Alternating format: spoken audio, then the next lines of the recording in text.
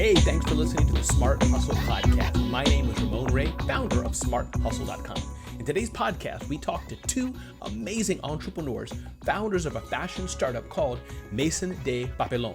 And we talk about a few things. One, the importance of finding and leveraging the power of partnerships as you start your business. You don't have to grow it alone, but we do talk about what are the benefits and what are the challenges of two or more partners working together. We also talk about the power of being niche in your marketing and targeting a very, very specific customer segment.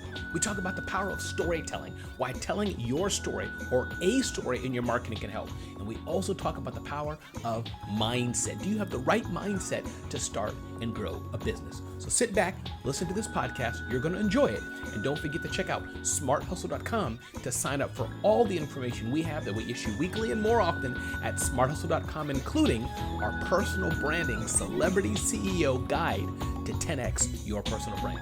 I'm done. Check it out right now.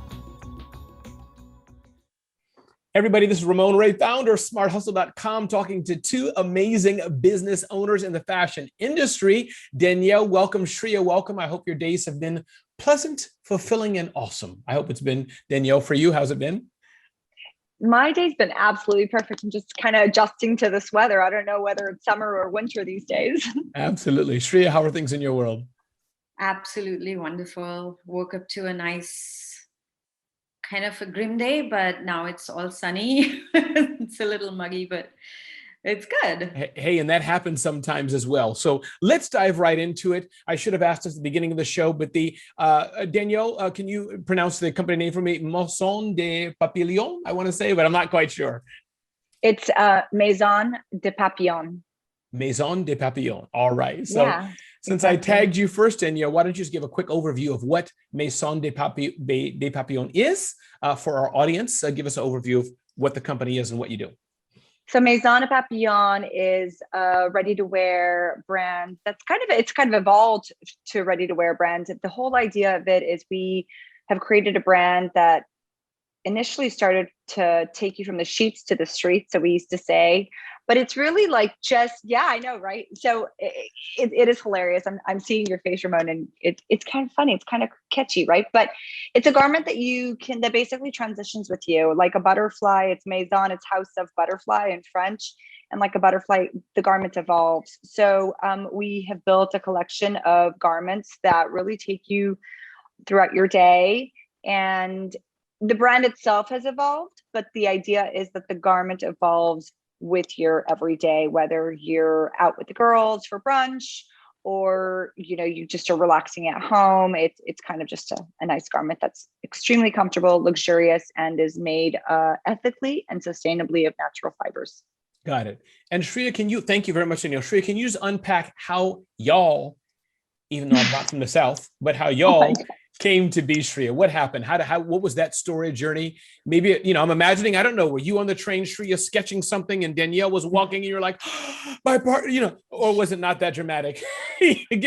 Help us the story of how this company came to be. And then a little bit, feel free about your background, and Danielle ask you for your personal background, but unpack a bit, Shriya, how the company came to be.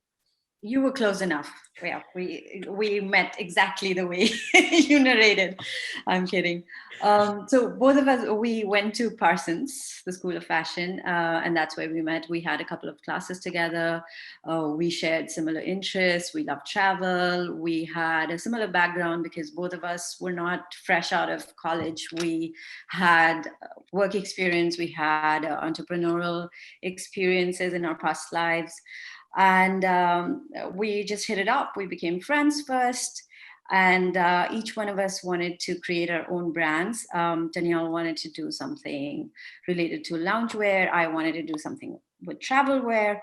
And that's when we thought, why don't we just do it together? I mean, we eventually have similar aesthetic, similar vision.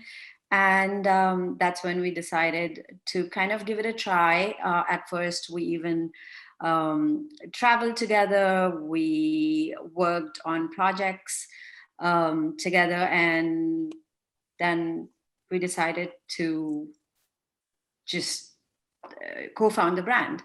And that's when Maison de Papillon came into existence. We participated in our first fashion show during the New York Fashion Show, which was one of the Nolcha New York fashion shows. And all this we did while we were still going to school. So we were kind of hustling. We were in the middle of our projects, in the middle of our finals. At the same time, we had to meet the deadlines for the market, for the New York Fashion Week. So it was pretty. Was a roller coaster. I think it's very similar. I think it's very similar to what Ramon said. Actually, I did see Shriya sketching. I did feel she was like one of the best sketch artists in our classroom, and she still is incredibly talented. And yeah, like Shriya mentioned, we did like what every, I would say, couple does, and we took like a test travel trip together just to see how we vibed, and we worked together, and we decided that, you know, we felt like we really complemented each other. So it kind of, you were pretty close, Ramon. You were bang on, because I saw in Danielle I saw her present in a way that I knew that she can sell. She has a brilliant marketing brain, and that's something that I lacked in. I mean, I can, stay behind the scenes and I can draw and sketch all my life, but I cannot sell. And and we found each other's strengths and acknowledged each other's, acknowledged our, I acknowledged my weakness, and that was a perfect. Me too. And Danielle, tell me, what was it about Shriya that attracted you? What was her strengths that you were deficient in? If that is the case, oftentimes it is. What about yourself? I remember going to fashion school and saying to my peers when you're at Parsons, right? So you're dealing with some of the most beautiful, genius artists around, right? It's the best fashion school in the world. And I remember them asking me, like, what is it that you want to do? And I wish I could say I want to be the most avant-garde, and that's not what that wasn't where my mind was coming from. My whole idea was like, there's something in the market that's lacking, and I need to make it. I need to bring this to fruition. I need to bring it to the market. But my strength, as much as I love to design, and I do feel like, sorry about the cop cars here. All is well. I knew what my strengths were, but I also knew what my weaknesses were. And I think what truly connected me to Shriya was her passion to the arts, her compassion to other people and people around us, and just her talent. I'm so sorry. No, there's no apology. Keep going. This is a Smart Hustle podcast. We hustle through everything. Continue. So I mean, just like in general, like I was obsessed with her work ethic, and she was just such a genuine, like, beautiful soul. Like, nothing was ever a rush, and I felt like it was all about the process, and she really enjoyed the process, and she really felt the process and the mood. And I remember my father used to always say, like, I he wouldn't cook before it was time. I won't feed you before it's time, because you have so much passion in cooking. And I feel like still today, when she's ready to do something, she does it, and she's never missed a deadline. And I knew that I could always count on her, to do what she needed to get done. And that work ethic is real transparent, which is not common for artists. Interesting. It's not always common for artists. It's because I have a partner like her. She keeps me. she makes me meet the deadline. I got you. No, it's a good you all compliment each other. So I'm curious, Shriya, let's use this as one lesson and talk about partnerships a bit for those listening in the fashion industry and those who may be regular business owners not in fashion, but clearly you found benefits of partnerships. If you don't mind, what is the downside of having a partner? What's the upside? What's your advice, Shriya, for those looking for a partner, wish they had someone to work with in business? Answer that however you want, but let's underline that a bit more and go on, keep talking a bit more about partnerships. You both are business partners, so I'm curious how it's working. How do you deal with conflict? I know I've asked you 75 questions in one breath. I'll recap them for you, don't worry. But talk more about partnerships and what you're learning from that. Yeah. Shriya. I think partnerships are very important, but at the same time, it is very, very difficult to find the right partner. And if you do not find the right partner, it's no point, collaborating with somebody who is not like-minded, Sure. who doesn't share the same ethos and doesn't share the same passion.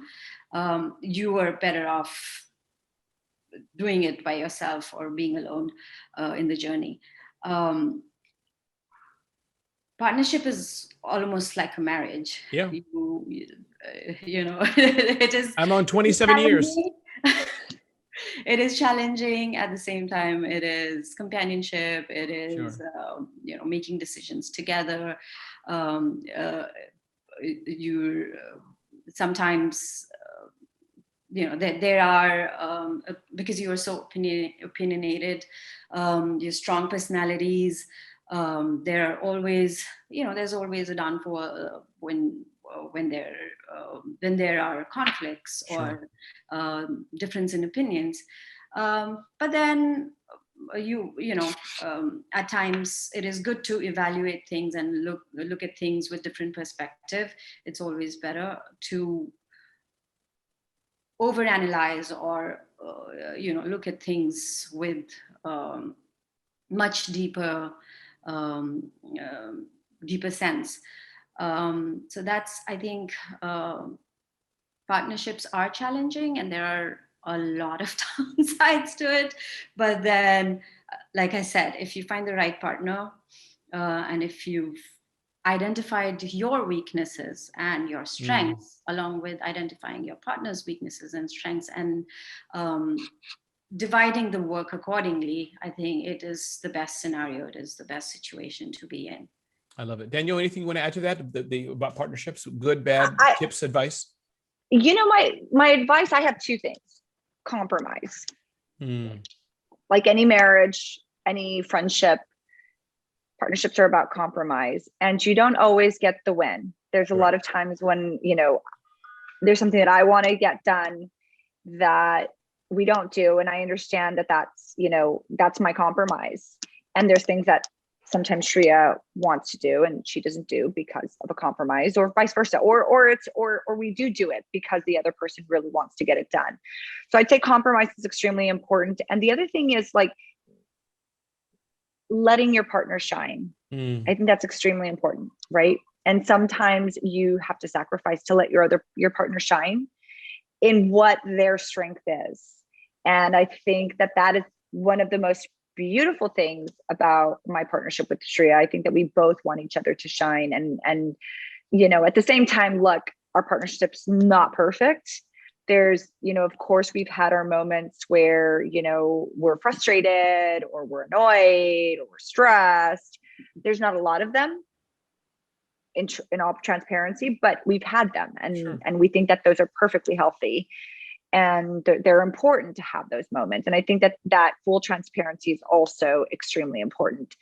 If you don't have full transparency with your business partner and you don't let them shine and you don't know how to compromise, then you shouldn't belong in a partnership. You should do it on your own. And there's nothing wrong with doing it on your own either. But if a partnership is what you're truly looking for, it's like a marriage. I know that I couldn't be with somebody who didn't allow me to shine.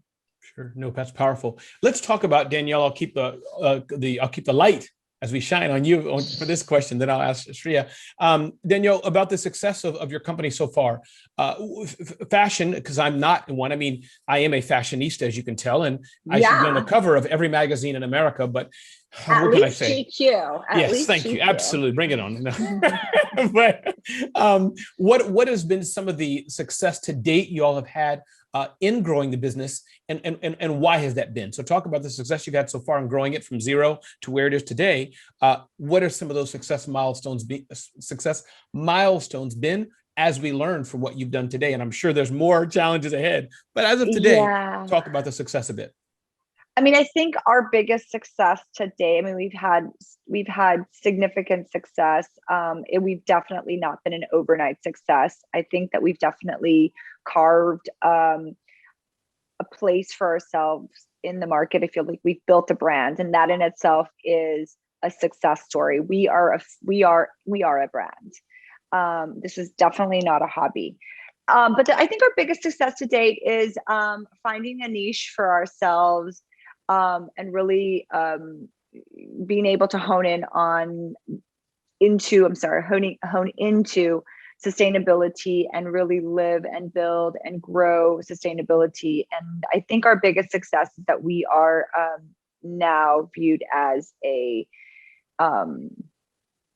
tool, a mentor in leading the path towards sustainability.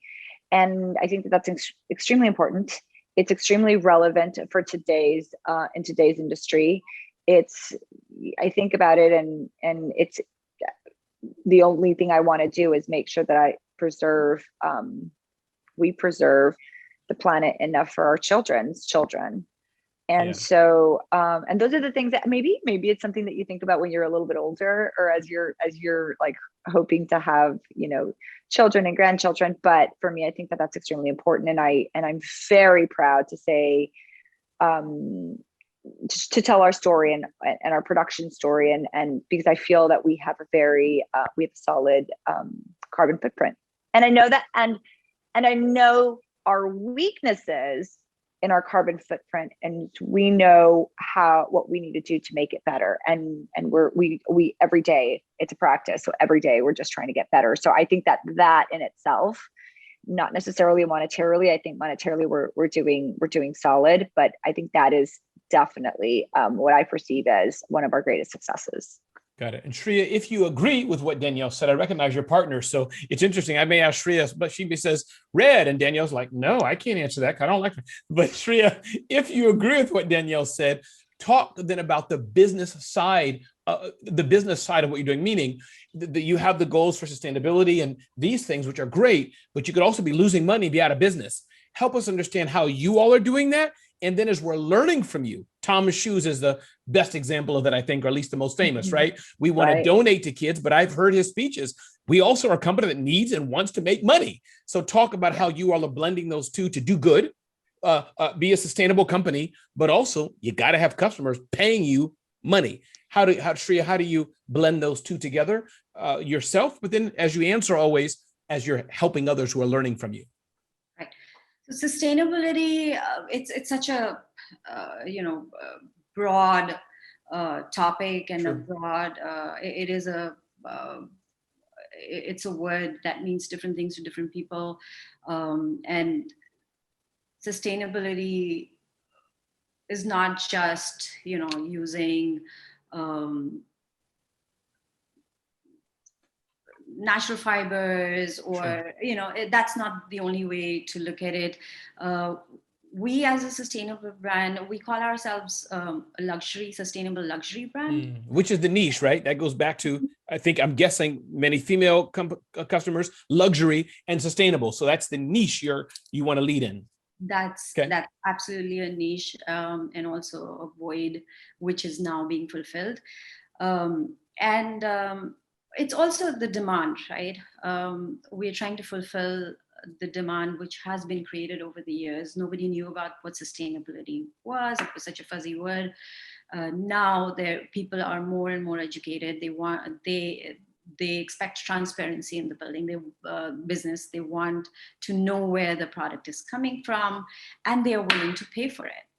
So we keep that in mind. By luxury, we mean the quality. We keep the quality intact. Of course, the fabrication, the source, the supply chain, we have absolute transparency on those areas.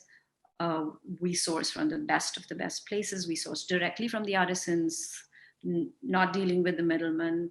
And that's where we try to, manage the costs.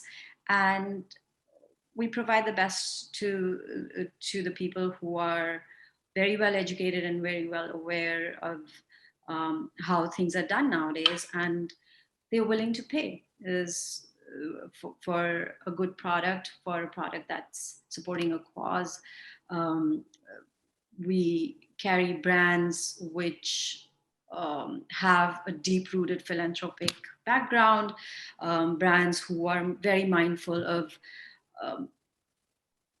sourcing and the way they are making the product, the way they are designing the product, and that's what we support with the new initiative of ours, which is called Project Gaia, and and that's how I would say we manage. I don't know if I answered the question. You did. No, you did. Absolutely. And I don't want a follow-up question to that is that the aspect of how, let's talk, we're going to the brass tacks of business, getting customers. How does that happen in the fashion world? I don't know anything about it, except being the fashionista that I am, just teasing, but how does that work in the fashion world? I want to ask you, Danielle, the same question, unless you want to answer it, Danielle? Oh, no, I mean, I can answer. I was going to add to what Shriya was saying. Yeah, please add. I think one of the pivots that we also, in educating the customer, I think one of our pivots has definitely been Project Gaia New York City, which is our sustainable store, and is our flagship store. We do recognize that a huge part of the success in today's fashion industry is direct to consumer, the DTC business, and that's a huge business, and that's definitely a market that we are focusing on and honing in on. So that definitely is the future of Maison de Papillon. And it goes back to answer your second question, which is how do you share your story? And I think doing things like this, sharing our story on podcasts like this, doing what we do on social media, but absolutely digital advertising is the future. It's today. It's what's modern. But telling a story, I think that the consumer, especially after, what the world's just been through, we've just been through this pandemic, and so many of us are extra conscious about our health and what's going into our bodies, what's going onto our bodies. So many different businesses, DTC businesses, pivoted out of COVID, specifically like organic hand soap, organic hand sanitizer, things that we needed, right? We needed more options because there was so much pressure on our supply chain coming from the majors. So we had all these independents saying, you know what, let me do my part. And they've turned it into phenomenal brands. So I can definitely see, this is definitely something that we are working on, and focusing a little bit more on the direct to consumer, continuing to service our active stores around the world is important to us, but education, the importance of sustainability, the importance of knowing how these garments are being dyed, what's in the dyes, where the supply chain is, we can answer to our supply chain. Those things are important. And I think for our particular customer, I think the Maison de Papillon woman is extremely sophisticated. She absolutely knows what is important to her. She is an ethical woman. She is a woman who intentionally puts certain pieces in her closet. And I do feel like that she is, because we know her, we see her, we understand her, we can visualize her. We know that she is looking for these things, and she holds her stores and her brands accountable to what they're kicking out. So and I think that you're seeing that a lot. And even, I mean, Nike just came out with a completely sustainable, they've been working on these sustainable tennis shoes that you now have the option to buy.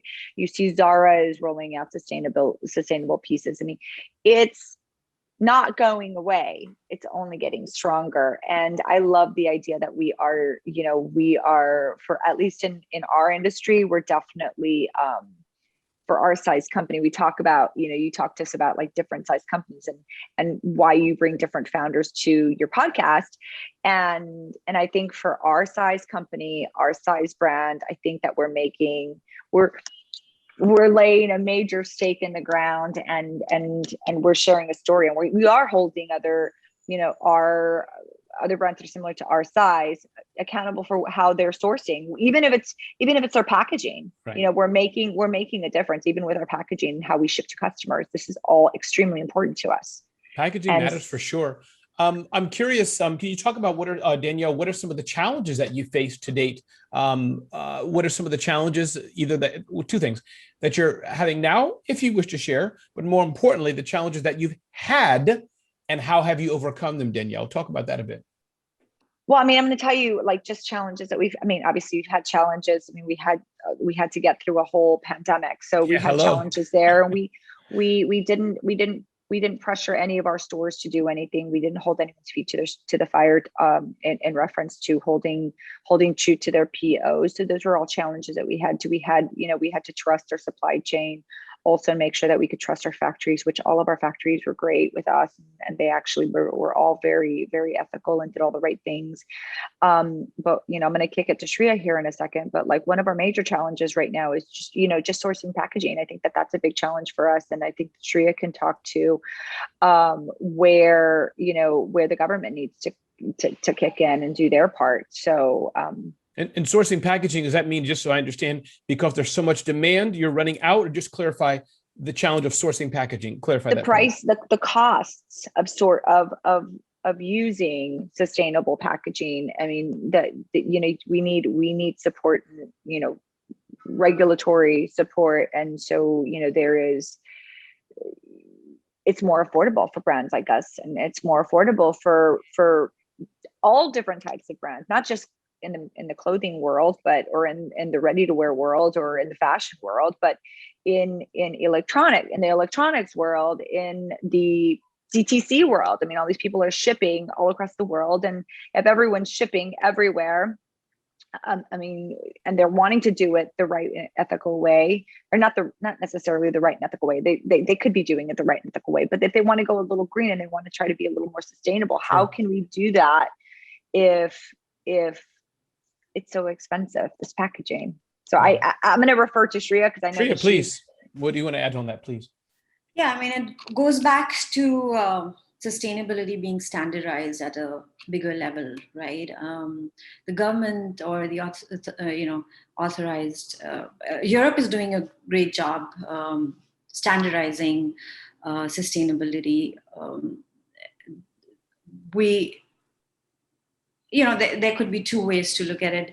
Either you create a demand and the prices go down, or there has to be a certain kind of standardization that brands need to use a certain level of sustainability quality product to be able to, be able to operate. So going back to your question, the challenge is, yes, every step trying to be a sustainable brand is a challenge, because it comes with a huge price cost. But again, as you've identified, just to clarify, your customers, though, you're selling to the right customer that wants it, right? I mean, right. So that kind of you're building the market for it, because she, in this case, wants it. So, that's the supply demand. And demand is what I'm getting at. Supply and demand. Exactly. So if there is a demand, there is a customer who wants everything transparent, who wants to know where the garments are coming from, who is making it, whether it's minimizing the carbon footprint, it's using natural dyes. If the customer demands to know, the customer is educated enough. It's not just greenwashing. The customer is asking questions now, and that's what is more important. And that's where the education comes into play. Just saying organic doesn't mean anything anymore. Just saying, a lot of these brands, the bigger brands, because they want to get on the the bandwagon, they want to encash on the whole sustainability drive. Sure. They're adding capsules like green or sustainable, but when you actually ask them questions, they have no answers to it. You need to know, what does organic cotton mean? What does ethically sourced mean? Sure. Got it. No, this is powerful. As we come towards an end of our discussion, there's 4 things that I think a business needs to grow. I could be wrong. feel free to push back, but I think it's the marketing aspect. How do you get customers? And I think you've touched on that to some degree here, digital advertising, direct to consumer. I think the second thing is the underpinning of technology for business. I think financing is important, understanding the finances of your business. And I think we've touched on that a bit. We've touched on pricing about, the people want a premium product, those of your customer segment, and they're willing to pay for it because it's sourced properly. And then the fourth thing I think is leadership and the mindset for business. So just two things I want to touch on, if it's okay, before we go, is mindset. Danielle, I'll turn to you first. Just what are your thoughts, your advice? What have you had to go through to, as I like to say, be punched in the face and get up and keep moving? I assume if you're any entrepreneur, that's just a part of business, falling down, getting up, falling down, getting up. We've already talked about the purpose, values, mission, but talk about mindset for business a bit, if you don't mind, Danielle. And if it's okay, Shriya, maybe you can tackle, I'm curious about hiring. That's always something that we're asked a lot. How do I find people? How do I hire people? How to be a better leader? It's a big question, I know. But Danielle, maybe if you don't mind, talk just about mindset and what it takes to be a business owner. Yeah, I think that for me, I learned during my sabbatical of almost a year at home how important mindset is, because there was so much time that we really had no control of what was happening around us, right? Mm-hmm. So there was only one thing that I could really control, and that was what's going on in my own head. So I learned to do a couple of things, and I feel like those things were a few things actually, and they're still part of my everyday. I'm, obviously going to bed at a decent hour and maintaining a structured schedule was very important to me. Waking up at 5 a.m. And I've read, 5 a.m. Club, and I've read, I follow before 5 a.m. And I just think it's extremely important to have some time to yourself. And so I don't always wake up at 5 a.m., but I do wake up generally early, and I give myself 45 minutes to meditate. And when I say meditate, I don't necessarily meditate to the universe. I meditate really to myself. I meditate to really kind of line up my own thoughts. I journal what my goals are for the day. I think that that's extremely important. And I work and I exercise. I physically move, and I think about what I need to do. I set my goals for the day. I set my intentions for the week, and I really hold myself accountable to that. And I don't shame myself for not achieving my goals. I just try the next day, or I try the next week, but like in my own head, I try to just kind of organize everything as much as possible. And I think getting your body moving and getting your endorphins moving and getting fresh air, all these things that we maybe took for granted a little bit more than what we do today. I think today we're all very grateful for the air that we breathe and being able to be outside and walk around. I think that those things are things that I really focused in my gratitude. And so I try to remind myself, what I'm grateful for. And I also try not to look backwards. I just think about, okay, if that happened, that happened. I can't change what happened yesterday. We can't change what happened yesterday. All we can change is what happened today forward.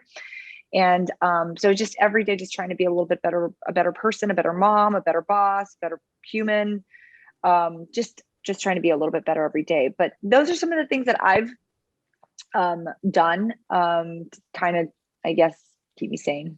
I love it. And by the way, do you have a bit more time? I know it's 38 minutes after the hours. I want to respect Shriya. A few more minutes. Sorry. You have more time? Yes. Yeah. And you need to refresh the. No, I'm good. Yeah, no, I'm good. Yeah. And then Shriya, for you as well, talk a bit about hiring. I know you all have more than just the two of you in your company. What are some tips, some advice you've learned about hiring the right people, not hiring the wrong people?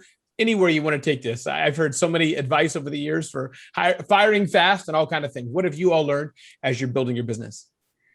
Hiring the right people and building a good team is the most difficult part of the business and the most challenging part of the business, I think. What we within the company as a practice do is we hire interns. And the interns, usually they apply from various colleges. We have different programs with different colleges, different fashion schools and business schools. we hire the interns. We have several spots for internship positions, and that's where, that's what we fill with these applications. And the internship process is quite a process with us. We leave no stone unturned. We do we get so many applications that you have to, shortlist and put a process in place.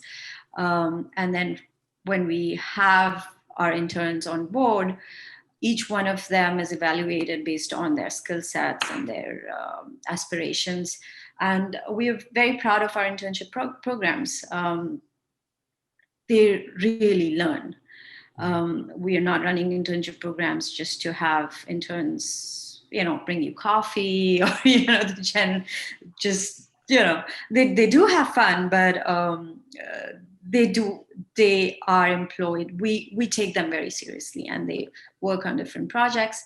And after working with the interns, a lot of them, of course, go back to school, but then some of them are already, they've graduated and they still want to, they're either on their OPT or they want to still, intern and get experience. And that's when we, if we have any openings, we obviously, post the positions, and the interns apply. And that's where we hire from. And it's such a good way to work, to know what the work ethic is, how they work, what they like, to design the entire program around the development of an individual. So I think that's the internal practice that we follow at Maison de Papillon. Of course, we do have to hire individuals who can directly join us, if it is a senior position. But yeah, that's the way we go.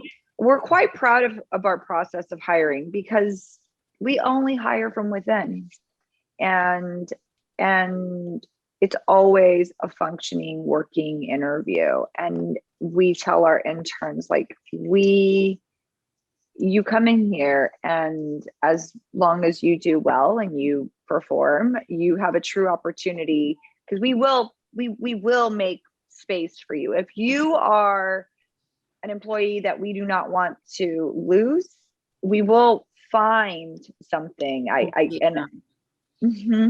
We do, because we don't want to, you don't want to lose someone that's really good. I mean, you can't see talent and just watch them walk away. You create something for them, even if it's not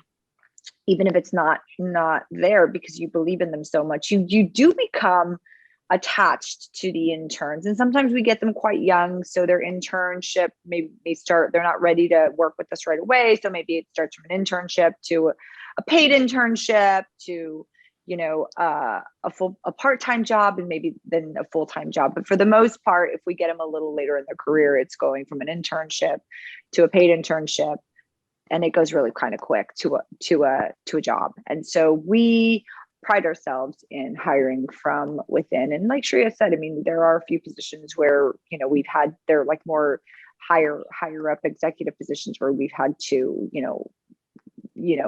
pull from an experienced pool of applicants, but for the most part, we do hire from within.